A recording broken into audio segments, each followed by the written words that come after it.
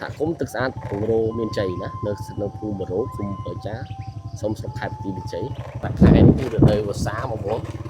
មិនជាស្រួលប្រហែលទេបងប្អូនហើយមើលទិដ្ឋភាពជាក់ស្ដែងបានសូមគោរពជម្រាបសួរនិងសួស្ដីដល់ពុកម៉ែបងប្អូនដែលតាមពេកសវឿនត្រាវែលទាំងអស់គ្នាយើងក៏សវឿន official ចឹងនេះខ្ញុំនឹងបងប្អូនអស់គ្នាទៅមើលទិដ្ឋភាពផ្លូវមួយចំនួននៅតាមភូមិនៅខាងភូមិបរោនៅខាងសង្គមចូលបងប្អូនលេងមកទិដ្ឋភាពជាស្ដែងទាំងអស់គ្នានេះនៅខាងបែកខាងត្បូងនៃភូមិណាបងប្អូនអស់គ្នាបែកបងប្អូន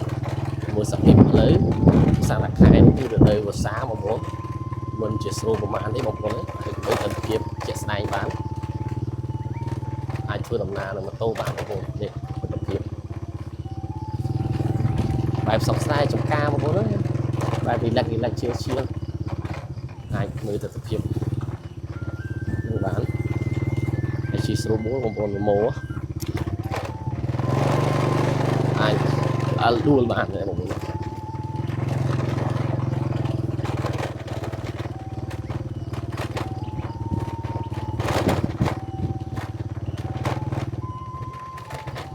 សម្រាប់បងប្អូនដែលចូលចិត្តមើលវីដេអូទាក់ទងទៅនឹងទិដ្ឋភាពបែបសង្ស្រែភាពបែបជនបទណា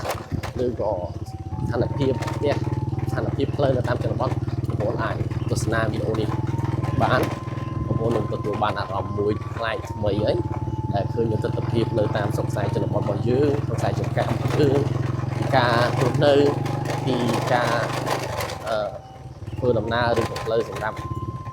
ធ្វើដំណើរជាដើមអញ្ចឹង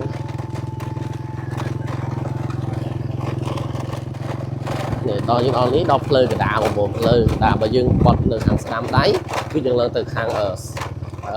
ទីរួមស្រុកបងប្អូនអរគ្នាបត់ទៅខាងស្ដាំដៃទីរួមស្រុកបើយើងបត់មកខាងឆ្វេងយើងបត់ទៅខាងឃុំដើមតៅអញ្ចឹងយើងអត់បត់ទៅនោះទេយើងអត់ទៅទីរួមស្រុកទេយើងអាចមកកន្លែង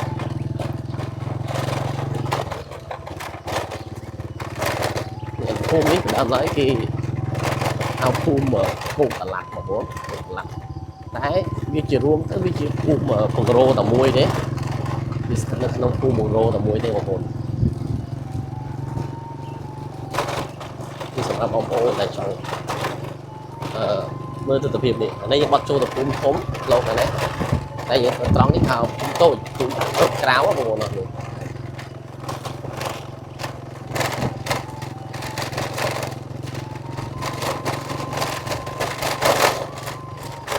នេះគឺជា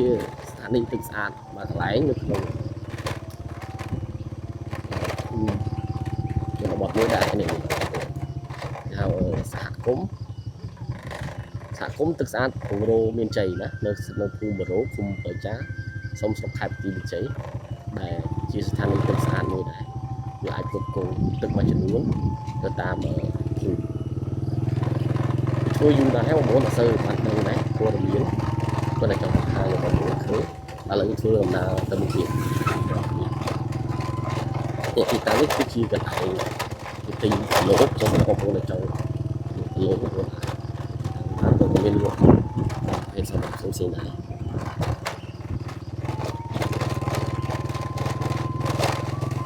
សម្រាប់ផ្លូវនៅខាងស្ដាំដៃគឺយើងទៅខាងស្លែងខាងភូមិថ្មីខាងដើមតៅដែរខាងត្រង់នេះក៏អាចទៅខាងភូមិដើមតៅដូចគ្នាដែរបងប្អូនណាយើងអាចធ្វើដំណើរបានដូចនេះហើយក៏ផ្លូវច្រើនបងប្អូនមិនជារៀងពិបាកដូចនេះប៉ុន្តែបងប្អូនអាចមើលវីដេអូនេះ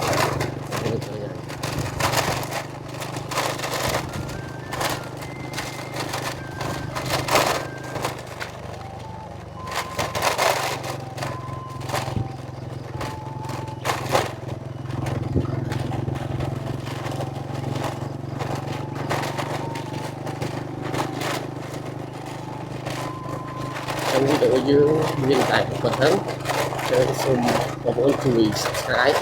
និងដាក់សញ្ញាកណ្ដឹងនៅក្នុង channel មួយនេះផងអញ្ចឹងបងប្អូនជម្រាបលាជួបគ្នាវីដេអូក្រោយ